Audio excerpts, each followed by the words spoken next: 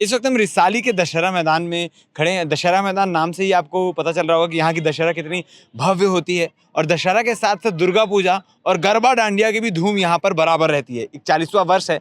समिति के तमाम सदस्य हमारे साथ मौजूद हैं जो लगातार इस नवरात्रि को, दशहरे को बेहतर से बेहतर करने का प्रयास करते हैं। आदर्श सांस्कृतिक एवं क्रीड़ा मंडल की समिति है, उनमें वरिष्ठ लोग भी हैं, नए लोग भी हैं, सब लोग हैं, सब प्रकार के, सब उम्र दराज लोग हैं।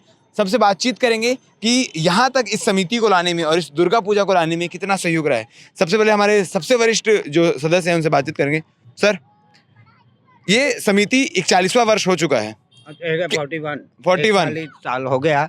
41 साल है हम लोग यहाँ पर पूरे इस मैदान को बना कर रखे हैं। माता का पूजा भी करते हैं, दशहरा होता है और डांडिया का पहले छोटा घेरा, अब डांडिया का हमने बहुत धीरे धीरे बढ़ता चला जा रहा है। धीरे बढ़ता जा रहा है। हर चीज़ जो है धीरे धीरे यहाँ का बढ़ते जा रहा है।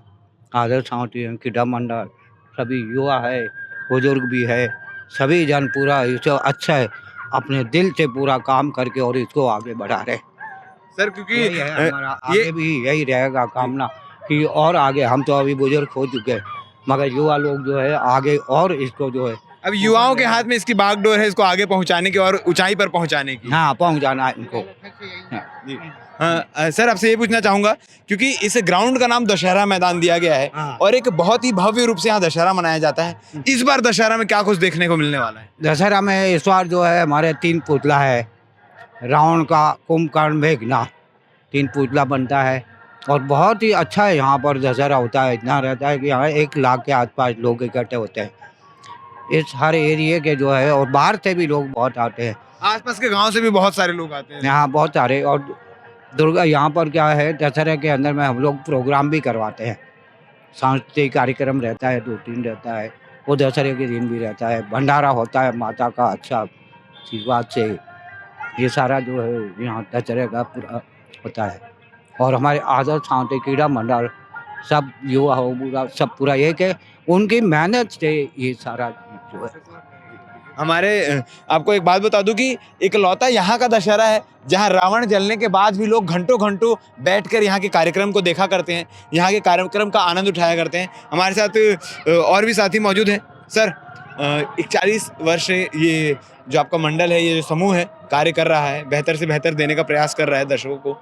दुर्गा पूजा, अभी नवरात्रि चल रहा है, इसके बाद दशहरा, किस प्रकार से सारी व्यवस्थाएं की गई है कि भक्तों को किसी प्रकार की तकलीफ का सामना ना करना पड़े? जी हाँ, जी हाँ, जी हाँ, जी हाँ। आप जैसा देख रहे हैं, ये ग्राउंड का जैसा एक एरिया है, ये इतना काफ़ी विशाल ग्राउंड है ये।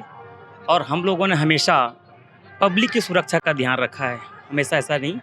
और साथ ही साथ में क्या है, हमारा 9 दुर्गा के जस्ट बाद में, ये डांडिया 9 दुर्गा के बाद में हमारा जब दशहरा का कार्यक्रम होता है तो हम अधिक से अधिक संख्या में यहाँ लोग बैठ पाए, ये व्यवस्था हम लोग करते हैं।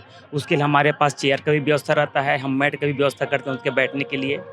भव्य आतिशबाजी भी होता है, हम उसको में ध्यान रखते हैं कि किसी प्रकार से कोई दुर्घटना ना हो। और माता रानी की कृपा, आज 41 ईयर, 41 साल हो गया इस संस्था को। 41 साल में एक भी कोई दुर्घटना नहीं हुई है। और ये आप सबका मेहनत भी है और हमारे जितने भी कार्यकर्ता हैं यहाँ पर, सारे लोग अलर्ट रहते हैं, हमेशा उन लोग कार्यकर्ता के रूप में सब अलर्ट रहते हैं और उनका मेहनत है ये। सर, मैं आपसे पूछना चाहूँगा कि समिति के सब सदस्य हैं, सबकी कोई ना कोई जिम्मेदारी है। किस प्रकार से इस समिति की जिम्मेदारी युवाओं के ऊपर धीरे धीरे सौंपी जा रही है ताकि समिति को आगे बढ़ने में मदद मिले? अभी जितने भी युवा वर्ग के हैं उनको क्या है, हर प्रकार का चंदा से लेकर के यहाँ के प्रचार सचिव और जितने भी प्रकार के हैं, हर जितने भी युवा वर्ग, बच्चे हैं, बच्चे भी हैं युवा के साथ साथ, सबको एक जवाबदारी दे दिया गया है। एक सेक्टर का आप देखेंगे, उस सेक्टर का आप देखेंगे, इस प्रकार से पूरे तन मन धन से बच्चे लगे हुए हैं। और जो भी है यहाँ का, आज तक 41 ईयर में कभी कोई ऐसी दुर्घटना नहीं हुई, कोई जनमान की कोई भी हानि ऐसे नहीं हुई। इतना बढ़िया यहाँ पे सिस्टमेटिक चलता है। मतलब ये कहा जा सकता है कि युवा पूरी बागडोर संभाल रहे हैं और जो सीनियर है वो ऊपर से मॉनिटरिंग कर रहे हैं कि चीजें स्मूथ चलती रहे। जी जी जी, बिल्कुल वही हाल है कि जो बुजुर्ग सब हैं सब वो रहें और बच्चे जो है करते रहें, हम देख रेख करें। युवा के जोश और बुजुर्गों के आशीर्वाद से ये मंडल चलता आ रहा है। सर, आप लोग लगातार काम कर रहे हैं इस मंडल को बढ़ाने के लिए, तो आगे चलकर और क्या कुछ आदर्श क्रीड़ा एवं सांस्कृतिक मंडल लोगों के लिए करने वाला है? क्योंकि कई प्रकार के त्यौहार यहाँ मनाए जाते हैं, छत्तीसगढ़िया त्यौहार को यहाँ उजागर किया जाता है। जैसे पोला वगैरह भी है, पोला से चालू होता है। पोला है, दुर्गा पूजा है, दशहरा है, बड़े धूमधाम से मनाते हैं और पब्लिक यहाँ सहयोग भी करती है, ऐसा नहीं है, सबके सहयोग से ही हो रहा है। और इसमें अभी युवाओं को भी इसमें जोड़ने का कार्यक्रम है और युवा भी आगे आके जुड़ रहे हैं। मतलब ये कहा जा सकता है कि ये जो मंडल है ये केवल किसी समिति का मंडल नहीं है, पूरे रिशाली वाले अपना मंडल समझकर इसमें काम करते हैं, इसमें सहयोग प्रदान करते हैं। जी जी, जय माता जी। आदर्श सांस्कृतिक क्रीड़ा मंडल जैसा नाम वैसा उसके कार्य गतिविधि है, बहुत सुंदर ढंग से चल रहा है।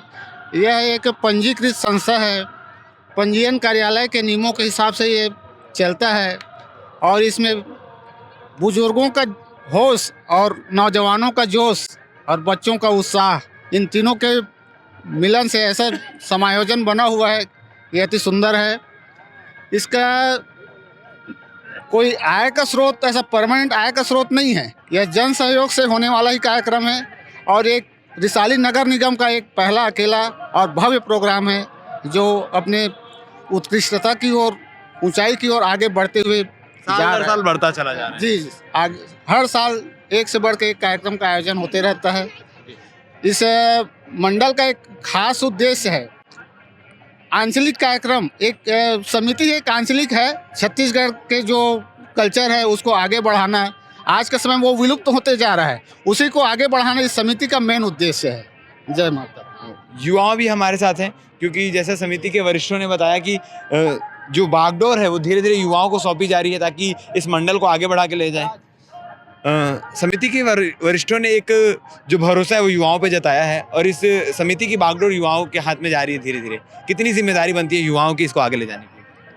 सबसे पहले तो मैं समिति का बहुत बहुत धन्यवाद दूंगा कि युवाओं को उन्होंने जोड़ने का मौका दिया और उनसे इतना सारा चीज़ हमको सीखने को मिल रहा है संस्था से कि अपन बता नहीं सकते। और दूसरी बात है कि अब संस्था में वाकई में सारे अंकल सब सीनियर हो चुके हैं और उनका आशीर्वाद और प्यार हमेशा हम पर बना रहेगा और ज़रूर जो उस नियम और कानून से चलते आए हैं, संस्था चलते आए, उसको ज़रूर अपन लागू करेंगे और बहुत अच्छा काम करके देंगे।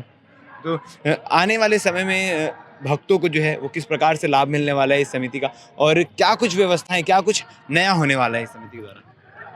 हर साल जो जो जैसे नियम चेंज हो रहे हैं और जो जो नए नए जो भी चीज़ आ रही हैं, सारी चीज़ की व्यवस्था हम करने का पूरा प्रयास कर रहे हैं। इस बार जैसे हम लोगों ने रावण में भी पुतले का भी कुछ चेंज करवाया है, पंडाल में भी बहुत सारा मेरा चेंजेस आया है, डांडिया का भी मैं बहुत सारा चेंज किए हैं अपन, और आने वाला आतिशबाजी भी बहुत अच्छा करने जा रहे हैं। नए नए जो वर्जन है उस पूरे लेके आएंगे। मतलब इस दशहरा लोगों को लेटेस्ट चीज़ें मिलने वाली है यहाँ पर। बिल्कुल बिल्कुल ज़रूर। 41वां वर्ष है, 100% बहुत अच्छा करके देंगे। 40वां वर्ष है इस बार और आदर्श क्रीड़ा एवं सांस्कृतिक मंडल द्वारा भरपूर प्रयास किया जा रहा है कि रिसाली वासियों को, समस्त गांव वासियों को, समस्त शहर वासियों को किस प्रकार से नई चीज़ें दी जाए, किस प्रकार से उनका मन लगाया जाए और इस समिति को साथ में आसपास के क्षेत्र को आगे बढ़ाया जाए ताकि ये जो दशहरा मैदान से नाम से जाने जाने वाला ग्राउंड और भी अपने आप में प्रचलित हो और दूर दूर से लोग यहाँ का दशहरा, यहाँ की दुर्गा पूजा को देखने आए, उसका आनंद उठाने आए। सभी प्रकार की चीज़ों का भरपूर ध्यान रखा जा रहा है। सर, यहाँ का रावण जिस प्रकार से प्रसिद्ध है, प्रचलित है, इस बार कैसी तैयारियाँ चल रही है और कितना बड़ा रावण होने वाला है? संजय, यहाँ का आप देख ही रहे हैं ग्राउंड में इतना सारा रावण जो बन रहा है। एक खासियत है यहाँ का, हमारे यहाँ का, कि जब से हम लोगों ने ये कार्यक्रम चालू किया है और जो रावण का पुतला बनाने वाले हैं वो विभिन्न अलग अलग क्षेत्र के लोग आके बनाते रहे हैं, लेकिन विगत करीब 20 साल से लगातार एक ही कलाकार के द्वारा ये रावण का पुतला तैयार किया जाता है। और वो ऐसा कलाकार है कि खाली आदर्श सांस्कृतिक क्रीड़ा मंडल ही नहीं, वो सब मेरे को लगता है कि पूरा भिलाई में जहाँ भी दशहरा उत्सव होता है सब जगह का रावण का पुतला। कहाँ के कलाकार है? क्योंकि हमने सुना है कि छत्तीसगढ़ में एक गांव है जहाँ के कलाकार सिर्फ रावण का पुतला बनाने के लिए। जी हाँ, पुथरेल ये गाँव है हमारे यहीं से लगा हुआ, दुर्ग से लगा हुआ गाँव है पुथरेल, वहाँ का कलाकार है ये जितेंद्र साहू नाम, उसका पिताजी पहले बनाया करते थे, आज बच्चे लोग बना रहे हैं और काफ़ी फेमस है वो। और आपको दिख रहा है इतना जो पुतला बन रहा है कि आसपास जहाँ भी दशहरा होता है इस क्षेत्र में उनका सारा पुतला बन रहा है। मतलब ये माना जा सकता है कि 20 साल पहले जो इन्होंने रावण बनाया था उससे ये सांस्कृतिक मंडल जो है प्रसन्न हो गया और लगातार उनको ही काम मिल रहा है। आज से 20 साल पहले का स्थिति परिस्थिति कुछ अलग था संजय। आज वर्तमान स्थिति में ऐसा हो गया है कि ये पुतला का जो साइज है वो धीरे धीरे बढ़ते बढ़ते आज 50 फीट तक पहुँच गया है। 50 फीट का हमने पुतला यहाँ पर बनवाते हैं और 50 फीट के पुतला के बाद में उसमें साथ में पहले एक ही पुतला जला करता था खाली रावण का, आज यहाँ पे स्वरूप बदल गया, 3 पुतला जलता है, कुंभकर्ण और मेघनाथ की पुतला यहाँ पे हम लोग जलाते हैं। और ये भव्यता जो है धीरे धीरे क्रमशः बढ़ते बढ़ते गया आया है।